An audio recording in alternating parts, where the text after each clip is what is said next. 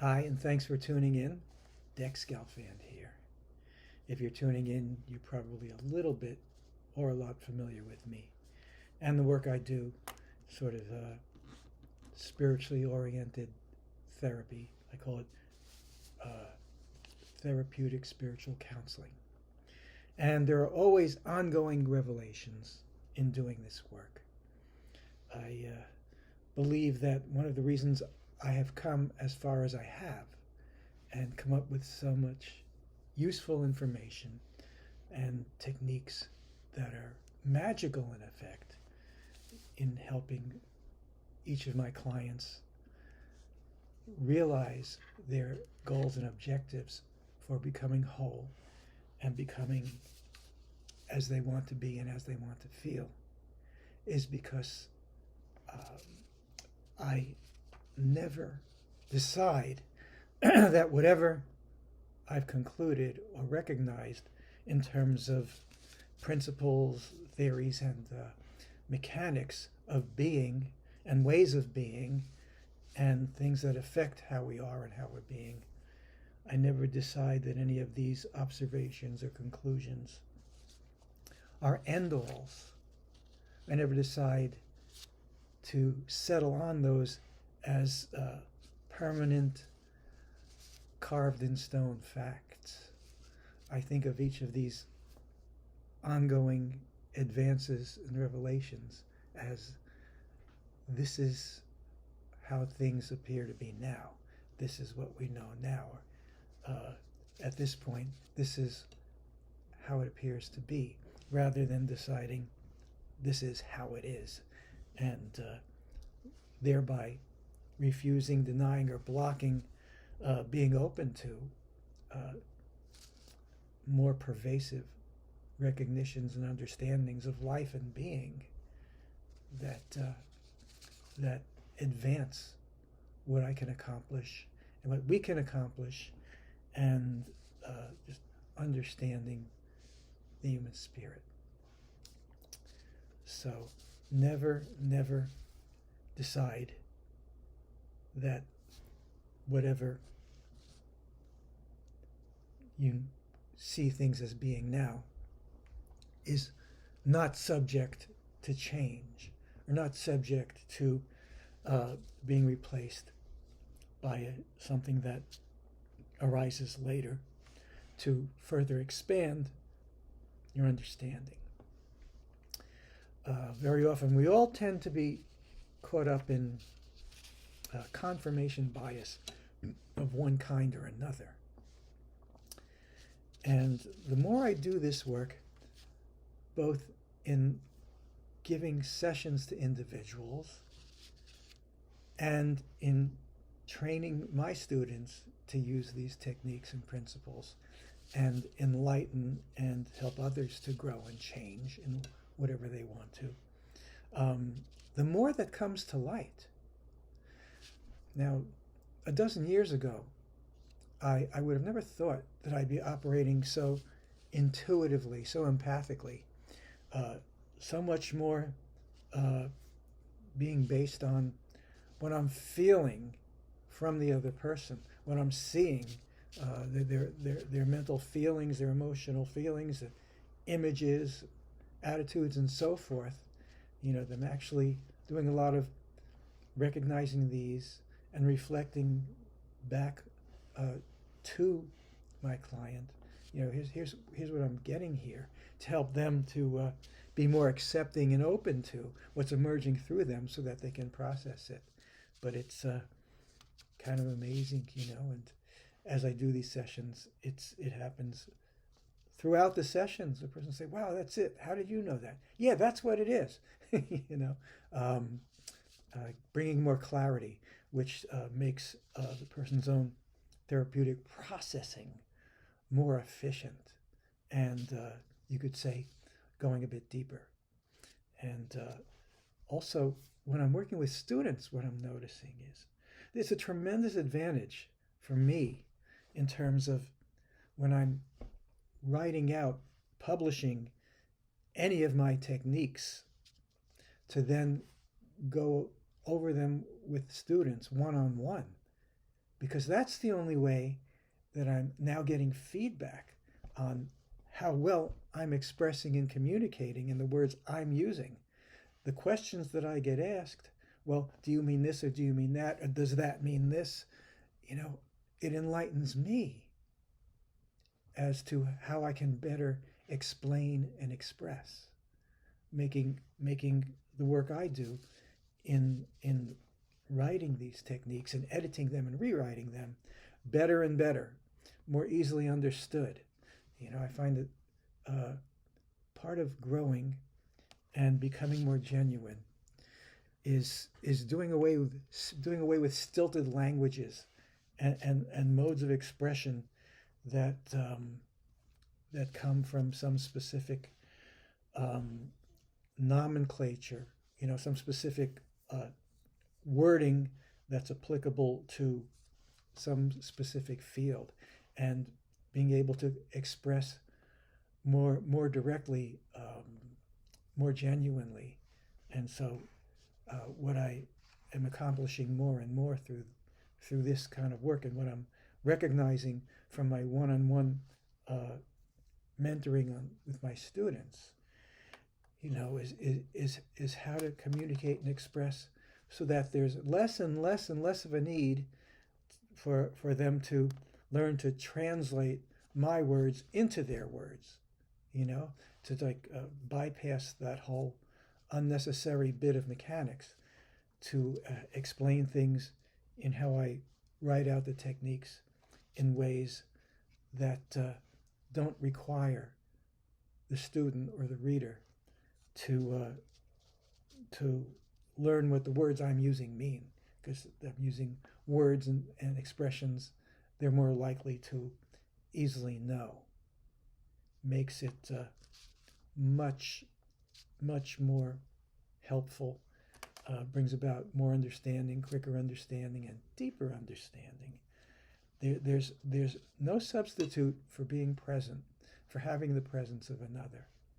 And on that subject, as it relates to what I want to speak with you about, again, in terms of what's coming up in the ongoing enlightenment of doing this kind of work, is more and more pervasive, basic, and essential recognitions about life and how we operate and why we do things the way we do.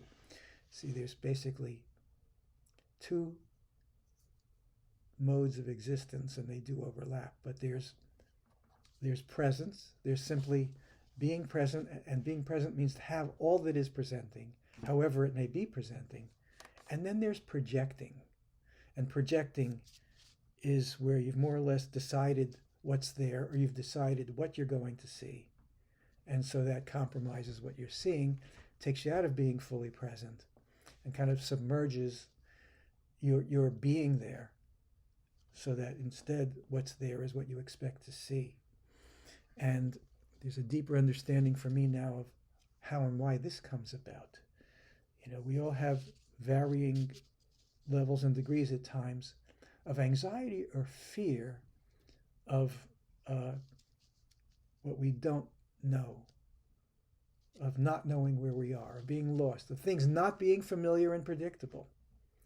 We can have varying degrees of fear or anxiety that we have to know where we're going. We have to know what's going to be there. Otherwise, we could get uncomfortable. Of course, that's not always the case. And life is best when we're open to surprises and new experiences, and sort of have the wonder of a child, and allow the recognition of every moment as being new and fresh and unique, instead of overlaying it with same old this and same old that kind of attitudes and projections. Again, why do we do this? Because we have varying degrees of discomfort with being a stranger in a strange land, with not knowing what to expect, with not being familiar with things. But if you erase, process, digest away that unnecessary fear and anxiety, life is so much more vivid and more beautiful, and you are better recognizing what is and what is presenting. And it's a much better way to go through life. It's much more interesting. It's much more comfortable, at the same time exciting. So that's something we're always working towards, is greater ability to be present, which is also being authentic. And this relates more directly to a subject that's come up that I want to talk about with you now. In my recent work with mentoring and training students, particularly as it relates to what you call identities or personae. Personae is a plural of persona. Definition of persona. One definition is it's a strategic mask of identity. It's an image of personality. An image of personality. And we all take on and project onto others images of personality. What is a personality? You could say it's a set package of characteristics that makes somebody identifiable and definable. Where does that go back to? What I was saying a moment ago. We all have some degree of tendency to be uncomfortable with being unfamiliar and not knowing. We want to identify ourselves. We want to identify others. Oh, I got this person's number. I'll know how to deal with them because I know this is how they are. That kind of thinking. And to have set projections of people and set attitudes towards them is a liability. Again, you're missing all the full spectrum of life and endless possibility and the pleasure and wonder of encountering things as fresh and new. And this is definitely liability, but it's how we all tend to relate to each other. You know, we want guardrails, we want prediction, we want maps, we want images, we want familiarity. And so spiritually, mentally, emotionally, we have what I've called personality image projections. But another way to say it, and maybe we'll say it this way, is projected personae, projected identity. And the way this works in the way that any two people are relating to each other to try and sort of you call it a coping mechanism for, the fear of encountering something unknown and unfamiliar and not having a set plan of how to deal with it. And again, these are ultimately restrictive liabilities, but that's what we latch onto as coping mechanisms. And regarding relating to each other, each of us is putting out personality image projections, projecting personae, labels, categories. And these are so limiting. It'd be like, try to give you an analogy, like holding a blue filter up to the, looking at the sun, and all you see is blue, and being more comfortable with just having to deal with blue. Okay, it's very false and limiting. Imagine that. And that's what we do with each other. Each of us is creating, projecting the identity of me. This is me. This is how you are to regard and recognize me and treat me as being this. And at the same time, there's my assistant, Bobby. You can see behind me. I've bored him now. He's leaving. I hope I'm not boring you. We also project on the other person. We want to know, we feel we need to know what we're dealing with so we can know in advance how we're going to deal with them. Instead of being present, fluid, and in the moment, and out of anxiety or fear of that could be dangerous or something bad could happen, that kind of limiting, fearful thinking. We need to assign them a set package of characteristics and identity. This is how they are. This is who they are. So besides sending out a projection of a facade and identity of self, there's also assigning and projecting an identity onto the other person. Okay, this is who you are. And these things have effects on us. They have an effect on the other person. They find themselves wearing that. But at the same time, The other person is doing the same thing for the same reasons. This is how you are to regard me. This is who I am. And they send that image out for you to see them as. And they also send out image of themselves. This is who I am. This is how you are to see me. This is what you are to me. I call these personality image projections, but we could just call them projected personae. Okay? And it's really magical to process these things away, and very useful when any relationship feels too uncomfortable, whether it's with your significant other, your husband, wife, boyfriend, girlfriend, your mother, father, child, co-worker, boss, neighbor, friend, whichever. In these sessions we have techniques for resolving these things, and they're quite magical. If you think of it this way, when you cast out a projection, you're emitting or emanating a construct consisting of your own spiritual energy. It's a three-dimensional, like holographic living image.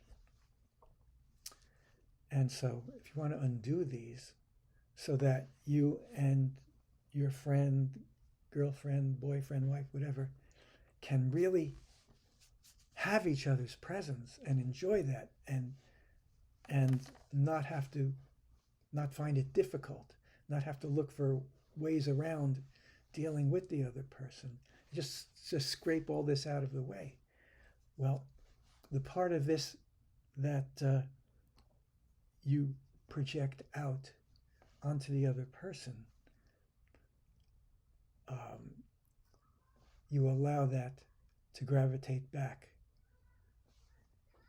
and return to be within you, and restore back to your own basic spiritual essence and energy, and sort of dissolve it from the form you've put it in to create an image of yourself or the other person.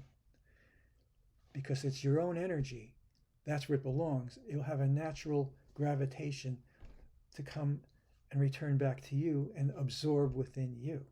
Why doesn't it do that at the very beginning and never really arrive at the other person or stay with the other person? Because they have some sort of need or desire, just as you do, to have defined roles of people and expectations. And this provides that. So, I mean, that's, again, is not the best way of living or thinking. It's something we have to learn not to do. But nevertheless, that's how they're holding on to it. So you kind of break those bonds. You accept back what is yours and let it come gravitate back to you. At the same time, what you've taken on that the other person has projected, that's their energy. See, when it's your own energy, it arrives back with you. You digest it, you process it naturally and easily. And it breaks down into just your pure spiritual self-energy.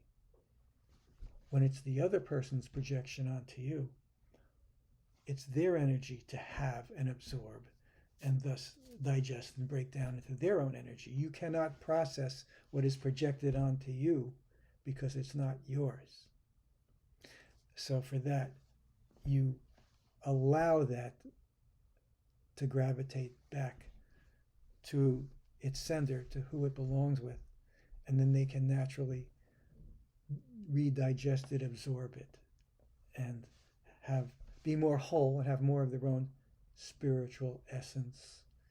It is actually a liability to be holding on to somebody else's energy, or to leave your energy cast on them. Doesn't feel right. There's a sort of a spiritual hangover effect from that you don't notice until it's corrected through this particular technique of processing. It's all about having that which is, having the presence of what is, and rather than projecting something or putting something in place of what is. You can have genuine presence. I mean, what is a projection of self or identity but a facade or mask that becomes a filter that obscures one's actual natural essence and presence? Do we really even need to, quote unquote, find out what identity we are, who we are? Well, not if we don't have a compulsion and an anxiety around needing to have a set package of characteristics. I see Bobby's back in the chair. I don't know if that means he's taken more interest in what I'm saying. Probably not. Anyway, the whole idea is the more you recognize the mechanics behind these things, part of this is to do this is reevaluating your purpose for doing these things every time we do this technique in addressing a particular relationship that you have. Is what has your reason been for holding on to that image that the other person projected? And when you reevaluate that, you've already taken the step of allowing that false self, that projected persona from the other person. You've already allowed it to gravitate and drift back to its sender. But beyond that, you want to get beyond accepting such things, needing such things, and attracting such things. Be comfortable, quote unquote, in your own skin without a need to accept, take on, or otherwise present a false self for the point of being recognized as some specific thing. You could think of it this way in terms of full restoration of wholeness of self, is to arrive at being able to simply be instead of being a thing, being an identity, being a projected set of what to be, able to simply be, which allows you to feel whatever is there to be felt in the moment without being stuck with presenting the same attitude all the time. To fully be. Again, the full spectrum of color. Again, think of that analogy of holding a blue filter up to the sun or to everything. Okay? Have the full spectrum of being instead of a very narrow band of it. When you resolve, part of the work we do, of course, is digesting all the fears and anxieties that drive us to run for cover underneath a specific identity or presentation of self. It's very liberating, it's very freeing, it's a very wonderful feeling.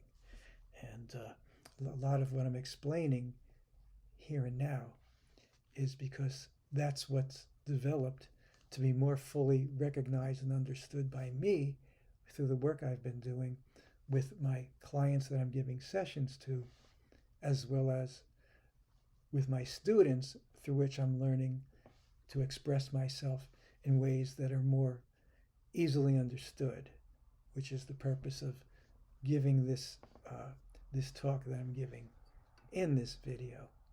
So I would love to work with you if we're not already working together, not only to give you really life-changing, miraculous spiritual recognitions and liberations, and powered by your own passion to find all that you are and all that you can be, and be out from under the things that are holding you down and sticking you to bad feelings and attitudes that are getting in your way. But also, if you have the interest, if you have the passion, to work with you through what I call master enlightenment classes, training in my principles and techniques, which themselves are always evolving through our work.